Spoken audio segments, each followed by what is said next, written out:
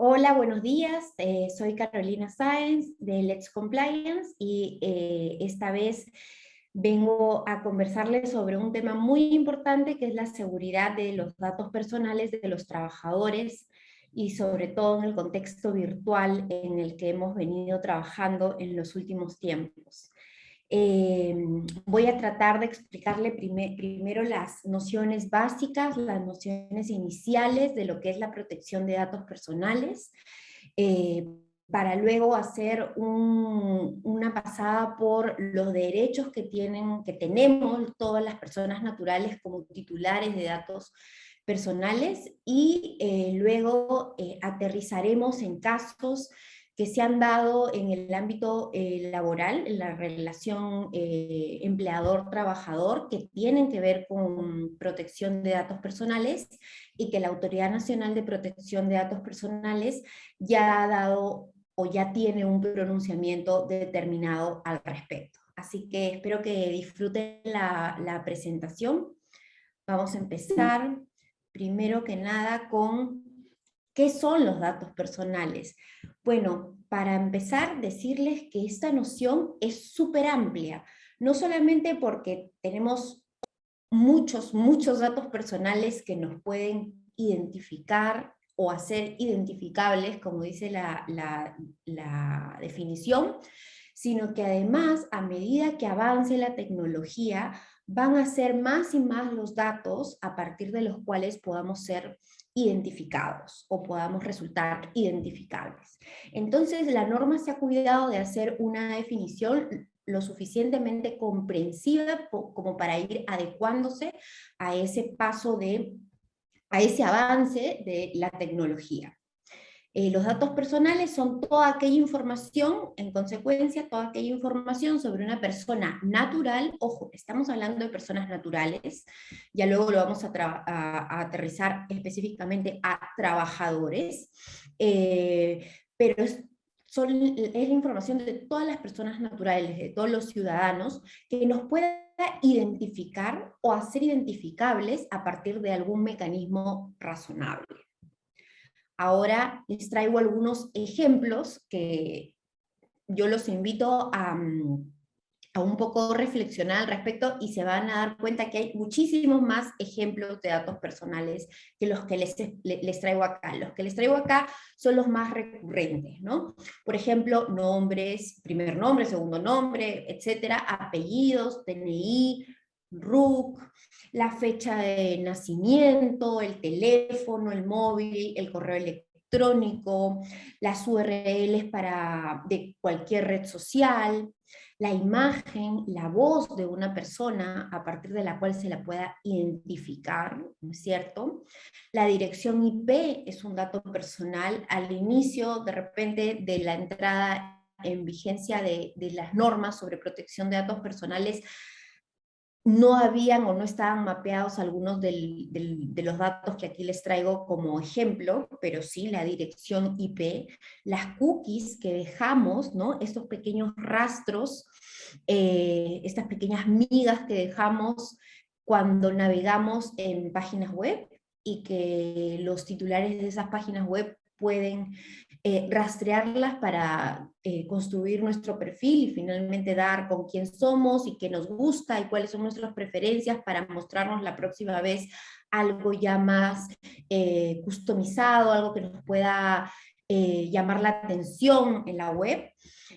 Por supuesto, nuestras huellas, nuestros rasgos faciales, el iris del ojo, ya habrán visto que hay formas de acceder a edificios a partir de huellas, ¿no?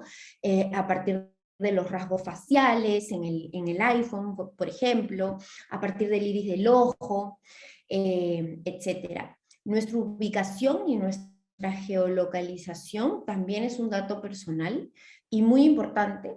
Ya usábamos este dato antes de la pandemia, pero con el boom que se abrió de pedidos y de entregas a domicilio con ocasión del confinamiento, ya la geolocalización se ha hecho algo de todos los días. Y ustedes, estoy segura que dirán entre amigos o entre familia, mándame tu ubicación. Bueno, cuando mandamos nuestra ubicación, lo que estamos haciendo es mandar nuestra geolocalización. Entonces es un dato personal y además con el que hay que tener mucho cuidado porque nos pueden a tiempo real dar con nosotros donde estamos en ese mismo momento. También los datos sensibles. Los datos sensibles es una especie de datos personales, pero que requieren por su naturaleza más protección.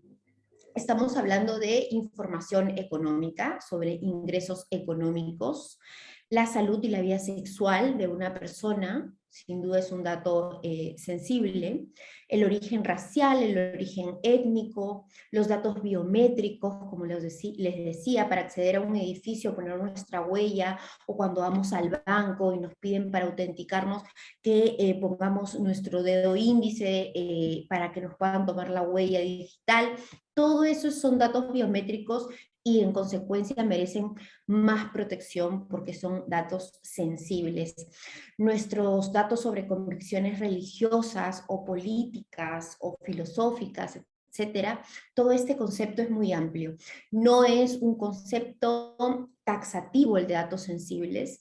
Sin duda podemos encontrar más ejemplos de datos sensibles y como les decía, es información que por su naturaleza merece especial protección, ¿no? Eventualmente, los ingresos económicos, por ejemplo, si salen a la luz, podrían estar poniéndonos en situaciones de peligro, temas de asaltos, de secuestros, etcétera, temas de salud y vida sexual, que es algo que pertenece tanto a la intimidad de una persona, igual pasa lo mismo, no tendría por qué ser compartido por nuestros médicos, ni por nadie que tenga información con los demás. Y todo lo que tenga que ver con origen racial, étnico, temas políticos, filosóficos, religiosos, a lo largo de la historia hemos visto que esto se presta para discriminaciones, obviamente prohibidas, etcétera, y por tanto es información que debe ser protegida especialmente, como les digo. ¿En qué consiste el tratamiento de datos personales? El dato personal puede ser tratado de muchísimas formas. Nuevamente nos encontramos con la norma que define el tratamiento de la manera más amplia posible para que pueda encajar cualquier operación o procedimiento técnico relacionado al uso o al acceso a datos personales. Porque si se ponen a pensar, el solo hecho de acceder a un dato personal ya está implicando darle tratamiento a ese dato. Entonces, tiene que ver con el flujo del dato, desde cómo se accede a él hasta qué es pasando por qué se hace y finalmente cómo se elimina de una base de datos esa información. Algunos ejemplos: recopilación, registro, organización, almacenamiento de datos personales, modificaciones, transferencias a nivel nacional, internacional, difusión, uso en general, todo lo que ustedes puedan imaginarse que puedan hacer con sus datos personales. ¿Por qué merecen protección? Esto, recordemos, nace de la Constitución, es un derecho fundamental, la autodeterminación informativa, es decir, las personas tenemos derecho a determinar qué información compartimos con los demás y qué información no compartimos con los demás. Y tenemos también derecho a que no se utilice nuestra información para afectar ya sea nuestra intimidad personal o nuestra intimidad familiar. Eso es muy importante que lo tengan en cuenta. Al inicio de la normativa de datos personales, les puedo comentar que no estaba muy claro eso de la autodeterminación informativa. No estaba linkeado con que es un derecho fundamental y se creía que era simplemente un tema de formalidad ante la autoridad, ¿no? Declarar que yo como empleador, en el caso del contexto laboral, manejo ciertos datos de mis trabajadores, pero no, todo esto nace de la Constitución y es importante que lo tengan en mente. Ahora les quiero comentar sobre las principales obligaciones de los titulares de los bancos de datos personales. Ahora, distingamos titulares de bancos de datos personales de titulares de datos personales. Sé que puede resultar un poco confuso, pero los titulares de datos personales son ustedes y yo, como ciudadanos o como personas naturales.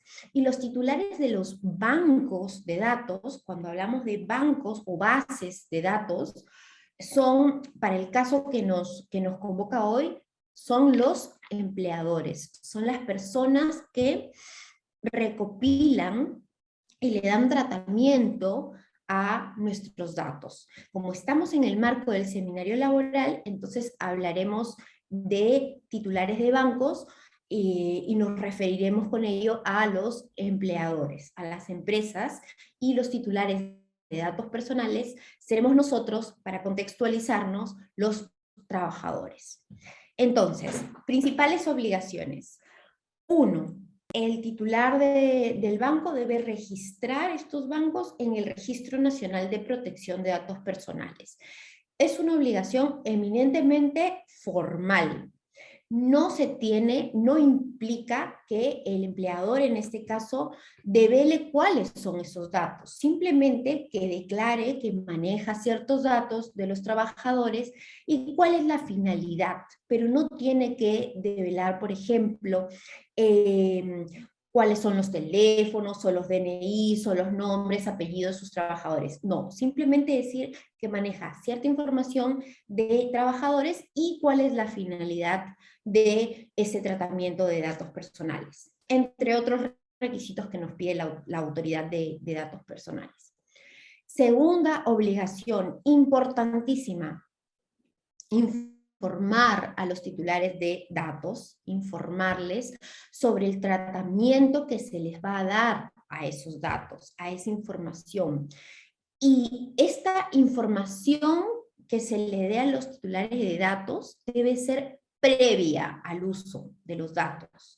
Debe ser previa incluso a la recopilación de los datos. Es decir, si yo soy el empleador y ustedes los trabajadores, deberé decirles antes de utilizar sus datos, de siquiera pedírselos, explicarles para qué voy a utilizarlos, ¿no?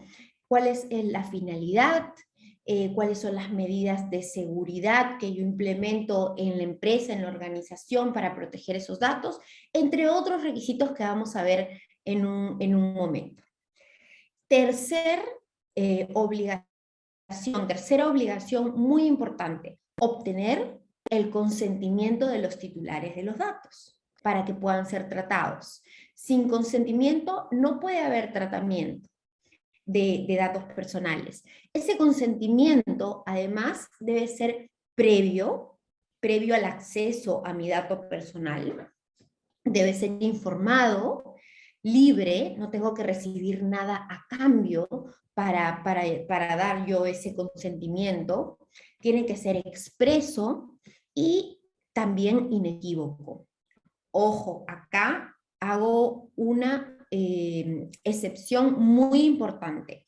La ley es clara al decir, la ley de protección de datos personales es clara al establecer ciertas excepciones para obtener el consentimiento. En el marco de ciertas relaciones, ya sean contractuales o comerciales, no va a ser necesario obtener el consentimiento del titular del dato. Es el caso de los contratos de trabajo. En los contratos de trabajo, yo, no empleadora, no necesito obtener el consentimiento por parte de mis trabajadores para yo poder utilizar sus datos. Esto no excluye al empleador de haber informado previamente a los trabajadores acerca de cómo serán tratados sus datos personales. Es decir, por un lado tenemos el consentimiento y esta excepción que establece la norma para obtener el consentimiento, no será necesario obtener el consentimiento en ciertos casos, como es el caso de una relación laboral, y de otro lado tenemos algo muy diferente que es la información. La obligación de información se mantiene. Con o sin excepción a la norma, se mantiene. También les quiero contar que los titulares de bancos tienen la obligación de garantizar la confidencialidad de los datos que tratan.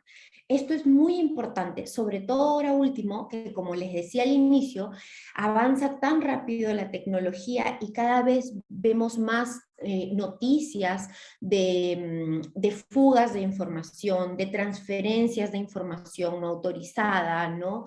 Etcétera, que ahora sí se hace muy, muy importante que los titulares de bancos de datos garantices que van a haber condiciones de seguridad de esos datos, que protejan esos datos.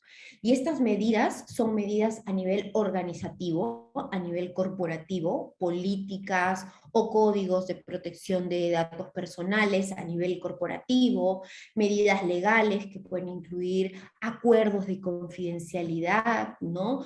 NDAs, cláusulas de protección de datos, todo lo que a nivel legal garantice la protección de los datos personales que están manejando, y también la otra cara de la moneda es que sean medidas técnicas, ¿no? Que desde el lado de IT, que con el apoyo o trabajo en equipo con el área informática de la organización, se trabaje para proteger y robustecer las medidas de orden tecnológico, técnicas, para proteger la información que maneja la empresa.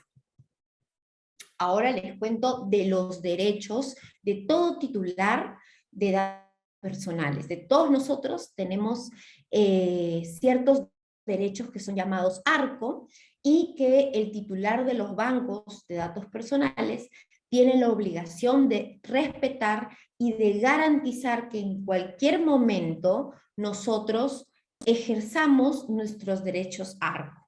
Antes que nada, como podrán ver, se llaman ARCO por la primera letra de cada uno de estos derechos. Tenemos el derecho a acceder a nuestros datos personales almacenados por el titular del banco de datos personales, a rectificarlos, a cancelarlos y a oponernos a su tratamiento de datos. Ojo que estos derechos ARCO pueden ser ejercidos en cualquier momento por nosotros.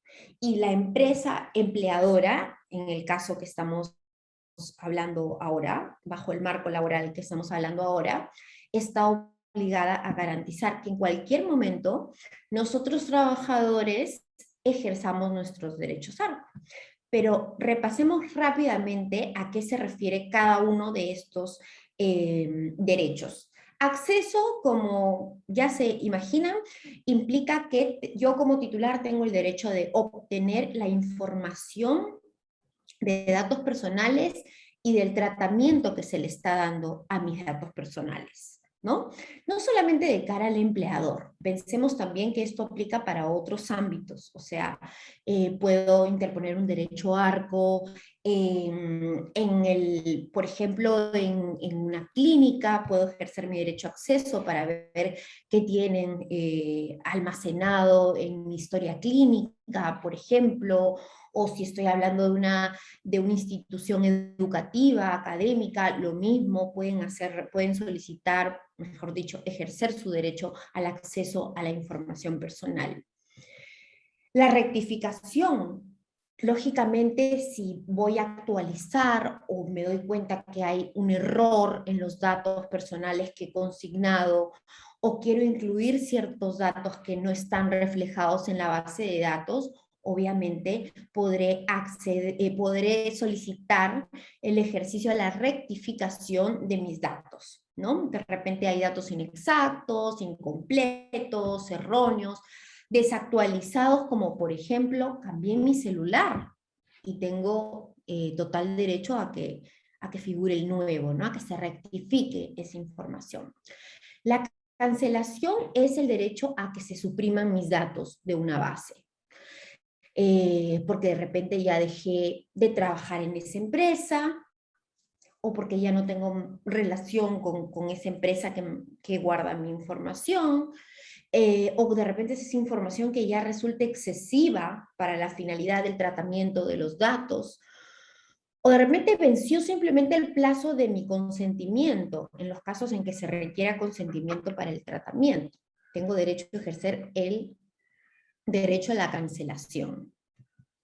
Y el derecho a la oposición puede parecer similar al derecho a la cancelación, pero es diferente. Se trata de oponerme al tratamiento de datos personales cuando yo no he prestado consentimiento, o cuando habiendo prestado consentimiento, de repente existen motivos fundados para que yo me oponga al tratamiento de ciertos datos debido a condiciones particulares de determinado caso, ¿no? Personal.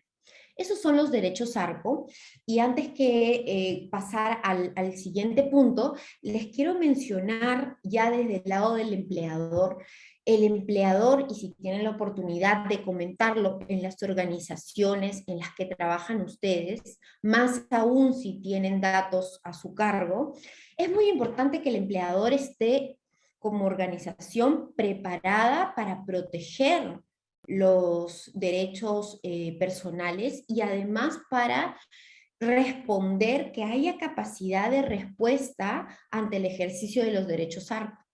Los invito a revisar las normas sobre protección de datos personales y verán que es una obligación responder a las solicitudes. Y cada derecho, el ejercicio de cada derecho, tiene un plazo determinado de respuesta. Entonces el empleador debe conocer ese plazo de respuesta.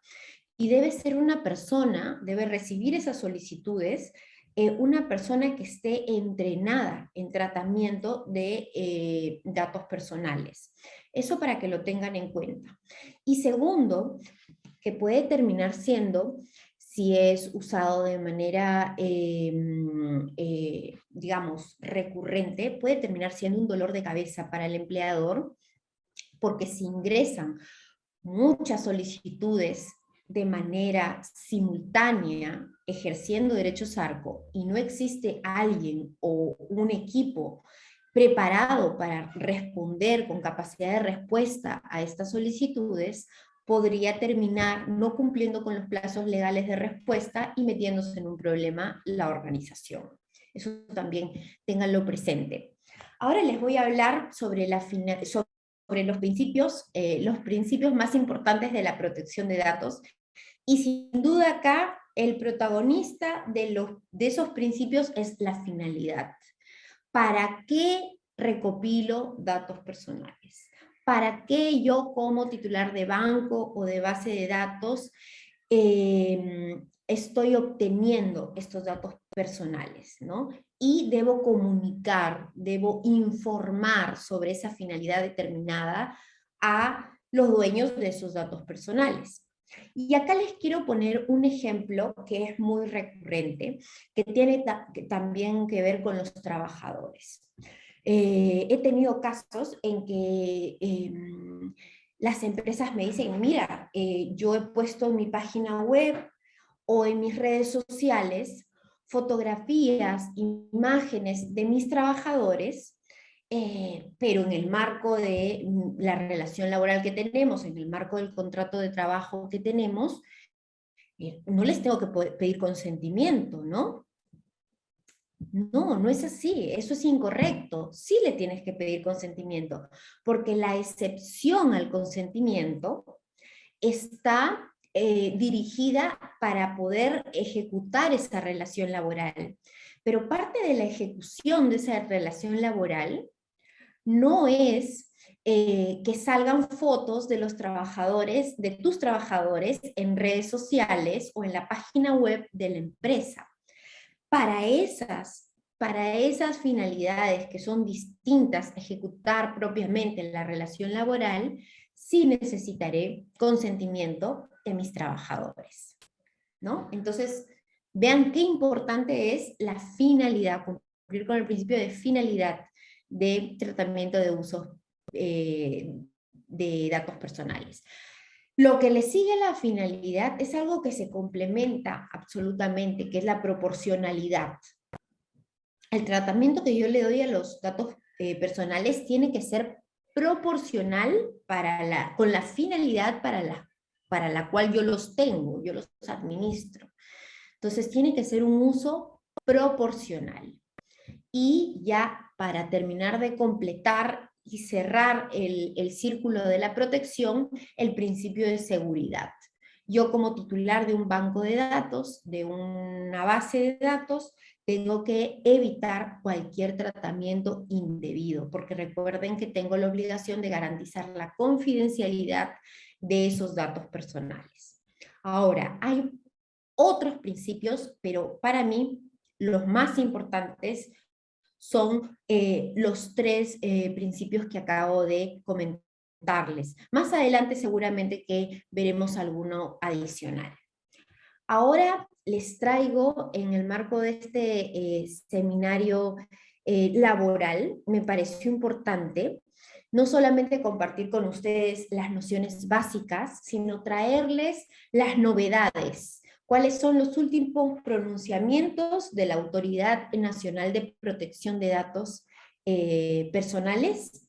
Que por ahora es una entidad adscrita, como ustedes saben, al Ministerio de Justicia, cuya meta es ser una entidad, un organismo absolutamente independiente, que es uno de los requisitos o una de las recomendaciones para que el Perú, dicho sea de paso, pertenezca o logre pertenecer a la OCDE. Así que acá les traigo algunos pronunciamientos de la autoridad. Los invito a revisar los pronunciamientos de la autoridad. La verdad es que son muy interesantes, muy completos. Realmente se da el trabajo, esta entidad, de analizar caso por caso y exponer el desarrollo de lo que tenga que ver con datos personales, ¿no? Los conceptos que tengan que ver. Primero que nada, se imaginarán, lo más importante, ¿qué debo informar a mis trabajadores? Yo, organización empleadora, ¿qué debo informar a mis trabajadores acerca del tratamiento de sus datos personales? Bueno, presten atención. Información completa sobre el tratamiento de los datos personales de mis trabajadores. De forma oportuna, recuerden que debe ser previa, incluso al acceso de sus datos, debe ser previa, y por lo menos debo cubrir los ítems siguientes. 1. Identidad y domicilio del titular de banco de datos personales. El titular es la empresa empleadora, entonces deberá poner ahí su nombre completo, la denominación social, su identificación con el RUC y el domicilio. El domicilio tanto virtual como físico, presencial. Información del registro de banco de datos personales. El empleador al informar al trabajador o al potencial trabajador sobre el tratamiento de sus datos personales, debe decirle, mira, yo cumplo con la norma y tengo mis bancos registrados en la autoridad, inscritos en el registro de la autoridad, y son estos de acá, ¿no?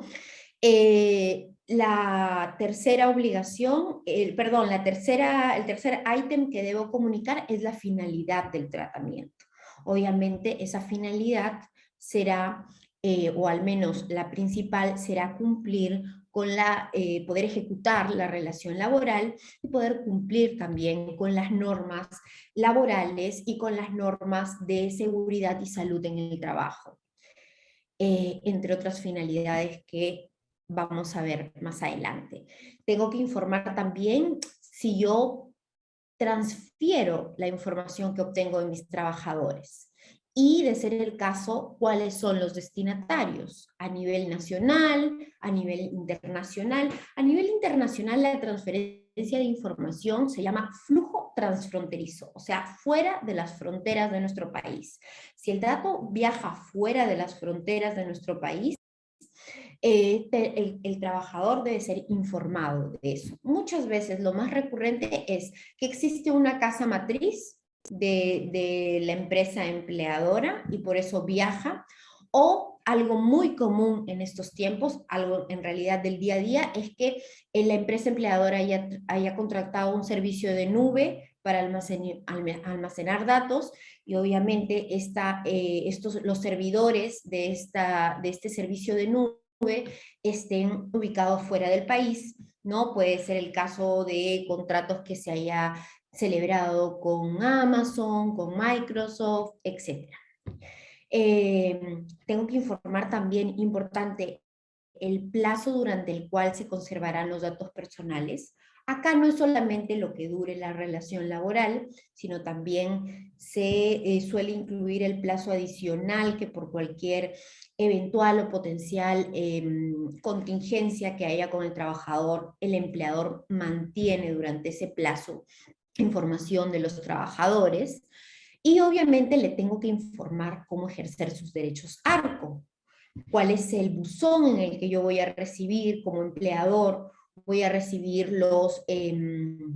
las solicitudes de derechos ARCO de mis trabajadores, quién los revisará, ¿no es cierto? Y si pueden, y deben poner tanto la dirección presencial como el buzón de correo electrónico donde yo puedo mandar una solicitud. Ahora, respecto a las planillas, todos los que trabajan, los que son trabajadores y están en planilla, sabrán que es una práctica usual que nuestros empleadores contraten a un tercero para que gestione o registre estas planillas. Sobre todo pasa cuando son empresas grandes, ¿no?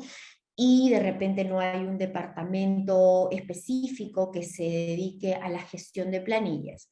Entonces, cuando la empresa empleadora contrata a una empresa tercera para gestionar estas planillas, esta empresa, esta tercera, será llamada encargada del tratamiento de los datos contenidos en esa planilla. Como encargada, tiene la obligación de darle ese tratamiento conforme a la finalidad que le haya especificado el titular de ese banco de datos, el titular de esas planillas, es decir, la empresa empleadora. Si le dice, tú vas a utilizar estos datos única y exclusivamente para gestionar el pago de las planillas o la declaración de las planillas, eso es todo lo que debe hacer la encargada. No puede vender esa información, no puede transferir esa información ni utilizarla para otra finalidad. Y la empresa empleadora, como titular de ese banco de datos, en este caso las planillas, es la obligada y la que da la cara como titular frente al registro de banco de datos personales de la autoridad. La titular de la planilla, recordemos, es la empresa empleadora, y la empresa tercera será la encargada. Y así vamos a ver otro caso en el que se hace la diferencia entre titular y encargada. Encargada simplemente debe cumplir con una finalidad específica, no debe exceder para nada la finalidad que le ha, como bien valga la redundancia, que le ha encargado el titular de ese banco de datos. Ahora hablemos de videovigilancia, porque sabemos ya que no tenemos más que levantar la cabeza o la mirada y nos vamos a dar con una cámara de videovigilancia. Y esto se da también en el ámbito laboral, ¿no? ¿Qué ¿Qué es lo importante en estos casos? En estos casos, lo importante es que los trabajadores, vamos a contextualizarnos en un espacio de trabajo, que los trabajadores tengan un cartel que les informe, ¿no? Que en ese edificio hay cámaras de videovigilancia. El empleador está obligado a colocar un cartel informativo en los accesos a ese edificio, a esas oficinas, a esa casa, lo que fuera, informando que hay control de videovigilancia. Y si hay más información al respecto, como por ejemplo lo que les decía, cómo ejercer los derechos ARCO, si se transfieren o no esas imágenes, etcétera, el empleador deberá colocar en esos carteles informativos, que suelen ser pequeños, un enlace, una dirección o dónde se puede dirigir el trabajador para obtener la información, esa información adicional, donde puedo yo ejercer mi derecho ARCO, donde puedo informarme más sobre el tratamiento que le dan a esas imágenes, etc. Muchas empresas colocan un código QR para que los trabajadores los puedan escanear y descargar la información, toda la información relativa al tratamiento de sus imágenes. Ahora, como muchos de ustedes también sabrán, hay trabajos, ¿no?, donde la videovigilancia es al aire libre, ¿no?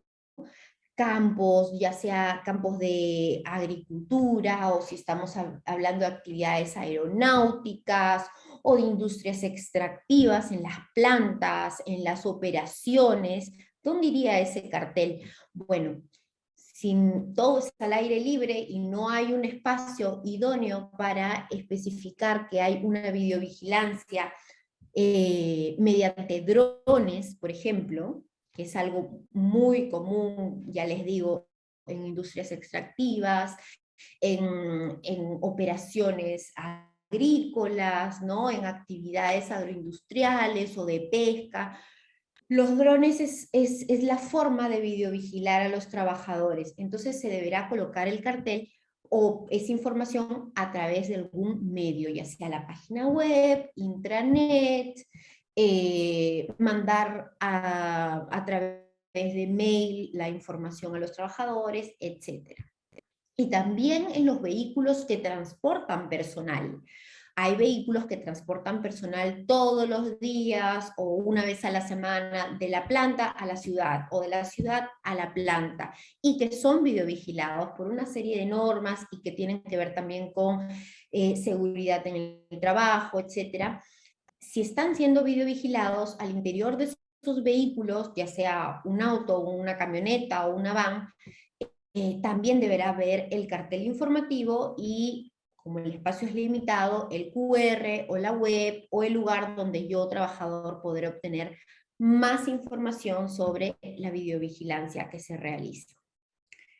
Ahora, con el tema de la pandemia, muchas empresas, por temas de reducción de presupuesto, por temas de reducción de personal, lamentablemente, dejaron sus locales, la idea era dejar de pagar arrendamiento, ¿no?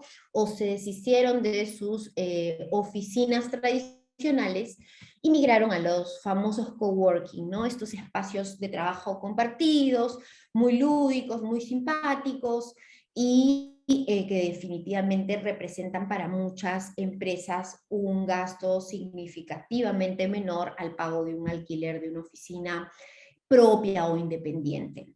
Muchos de los contratos de coworking,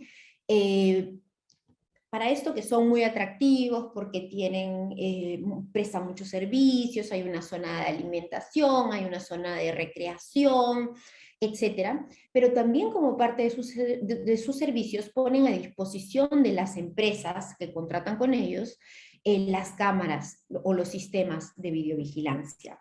Algunas empresas los toman, otras no los toman porque son pequeñitas o es gente independiente que va a trabajar ahí y no contratan los servicios de videovigilancia. Pero centrémonos en las empresas que sí contratan como parte del contrato de coworking los servicios de videovigilancia. Para empezar, la empresa coworker es la empresa empleadora, que va a arrendar un espacio para poder trabajar ahí con su personal. Y la empresa del coworking es la empresa que tiene este negocio de alquilar espacios compartidos. Entonces, la que tiene las cámaras de videovigilancia instaladas es la coworking. Y la empresa empleadora es la que deberá informar a sus trabajadores acerca de la existencia de estas cámaras y de que han sido contratadas para videovigilarlos, para hacer con fines de supervisión y de control laboral.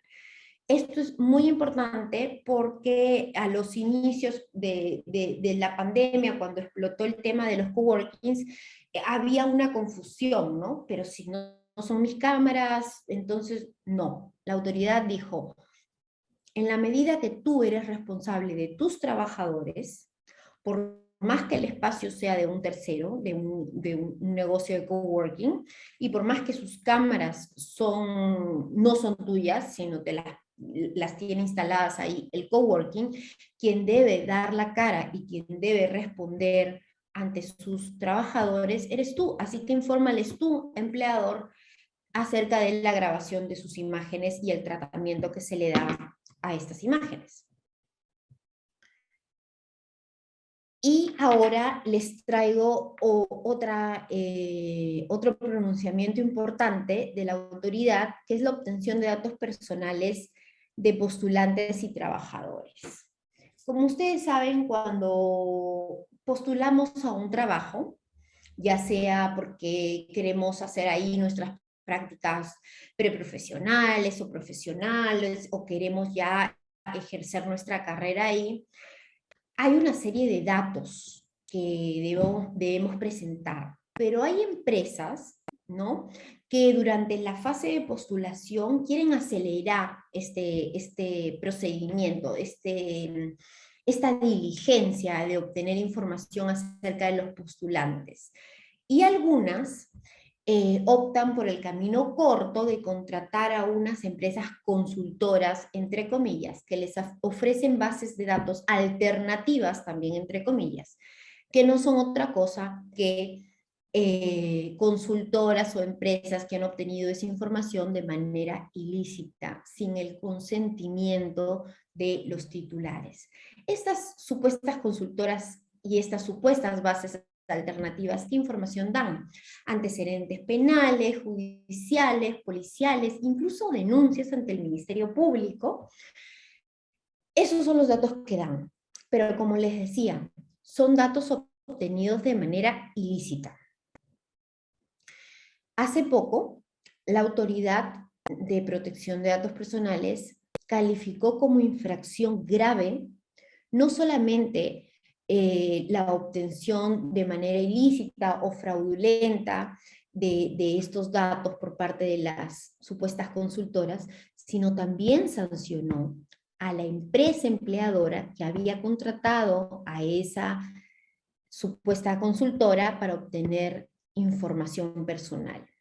Las dos fueron multadas, las dos, la autoridad dijo que habían cometido infracción grave, muy grave, de hecho, infracción muy grave. En un rato, en un instante vamos a ver de qué van las multas que impone la autoridad. Y esto abrió los ojos a muchas empresas que por ir por ese camino corto que les comentaba, contratan estas bases de datos alternativas. Y esto tiene que ver con un principio que no estaba dentro del top 3 de principios que les presenté hace un momento, que tiene que ver con el principio de calidad. La información que maneja una organización sobre datos personales tiene que ser información de calidad. No solamente obtenida de manera lícita, sino que tiene que ser información actualizada, información exacta, contrastada, etcétera, ¿no? Entonces ahí les dejo, los invito a investigar sobre el principio de calidad y sobre otros principios que incluyen las normas de protección de datos personales. Se les abrieron los ojos a muchas empresas para ya cerrar este tema y se dieron cuenta que tenían que dejar de contratar a estas supuestas consultoras o bases de datos alternativas, porque pueden terminar siendo sancionadas con la misma sanción que las empresas que manejan las bases de datos ilícitas. Finalmente, les quería comentar cómo se manejó, porque cuando se inició la pandemia, recordemos, era todo un caos. Entonces, nos mandaron a todos a nuestras casas, el confinamiento nos distanció físicamente, pero ¿qué pasaba con las personas cuando empezó a establecerse que cierto personal sí podía ir a las oficinas o a los centros de trabajo, etc.? La autoridad terminó aclarando que los empleadores pueden tratar datos personales de los trabajadores que sean necesarios para evitar la propagación del COVID.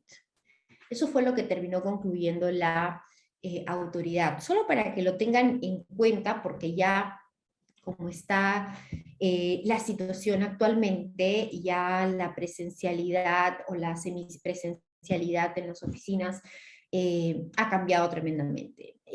Pero en esta época en que todos estábamos en nuestras casas y solamente algunos regresaban, la autoridad aclaró, tu empleador puedes manejar datos sobre COVID de tus trabajadores única y exclusivamente en la medida que sean necesarios para evitar la propagación del virus, y previamente debes informarles que vas a utilizar esa información. Y los trabajadores estaban obligados a cooperar y compartir esa información, siempre pensando en evitar un posible contagio de COVID-19. Entonces, la conclusión de la autoridad fue que el tratamiento de los datos personales de los trabajadores por parte del empleador debía ser única y exclusivamente con la finalidad de evitar la propagación del COVID-19, y que se debía cumplir, importante, con los principios de finalidad, calidad, proporcionalidad y seguridad que ya hemos comentado antes. ¿Qué datos deben compartir lo que tiene que ver con nuestra salud, ¿no? Nosotros se nos hacen, nuestros empleadores llevan cierta información en la medida que tienen que cumplir, siempre información de salud en la medida que tienen que cumplir con normas de seguridad y salud en el trabajo. Pero ojo, no tienen que manejar toda nuestra información. El responsable del tratamiento sí es la empleadora. La empleadora contrata a una entidad aseguradora, que es la entidad que nos hace nuestro chequeo, ¿no?, anual, esta evaluación médica. Esta entidad aseguradora viene a ser la encargada de nuestra información, del tratamiento de nuestra información sobre salud de los trabajadores. Y existe también un médico de vigilancia o una entidad prestadora de salud que el empleador contrata para que lleve las historias clínicas de sus trabajadores.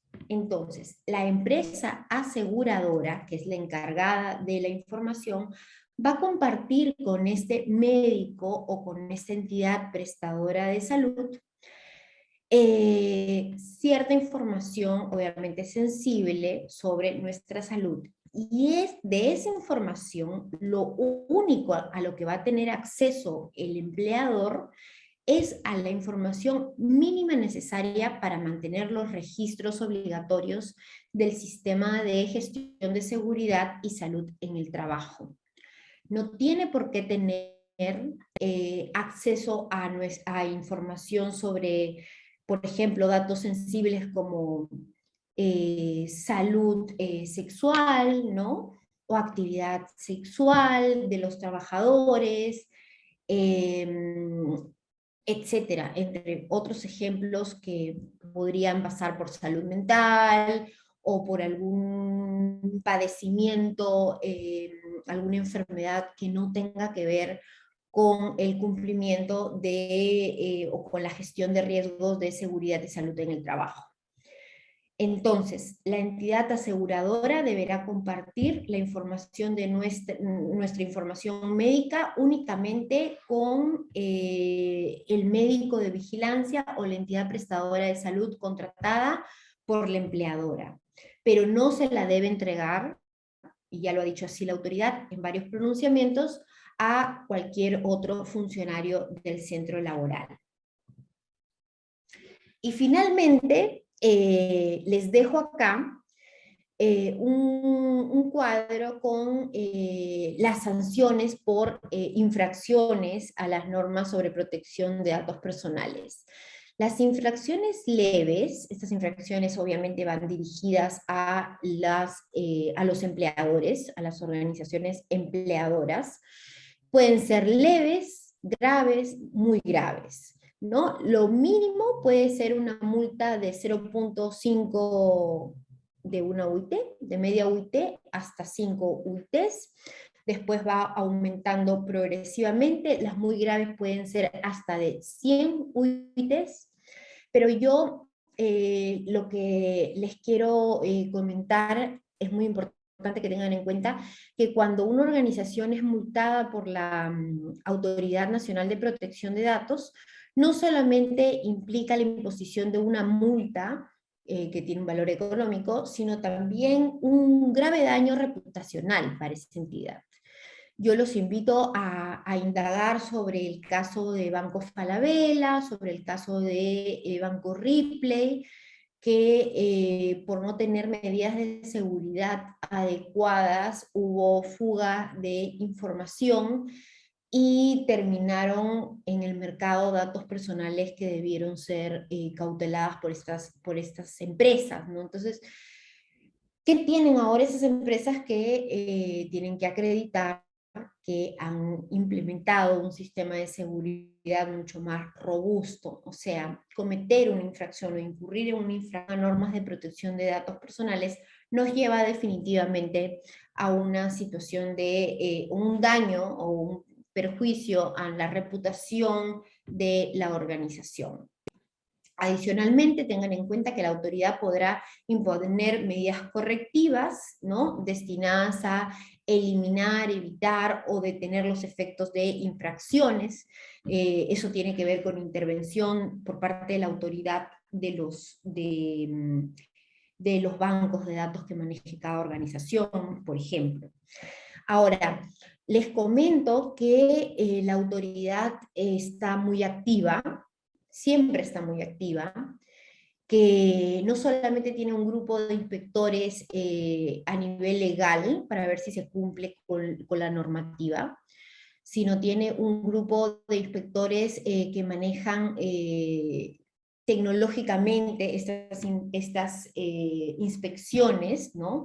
Analizan portales, analizan páginas web de organizaciones y por ahí también, de ser el caso, se puede iniciar una fiscalización ya formalmente que puede terminar en un procedimiento sancionador. Así que si ustedes trabajan, practican o tienen algún espacio en el cual compartir la importancia de implementar un sistema de protección de datos personales en una organización, los invito a compartir esta información, que de hecho va a ser muy valiosa para quien la reciba.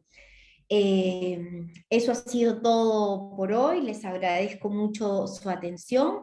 Aquí les dejo mis datos, me pueden escribir al correo o encontrarme en LinkedIn, y cualquier consulta podrán hacérsela llegar al equipo de IDEM y ellos me la harán llegar a mí y yo contenta, feliz de responder a cualquiera de sus dudas o consultas. Muchas gracias y hasta pronto.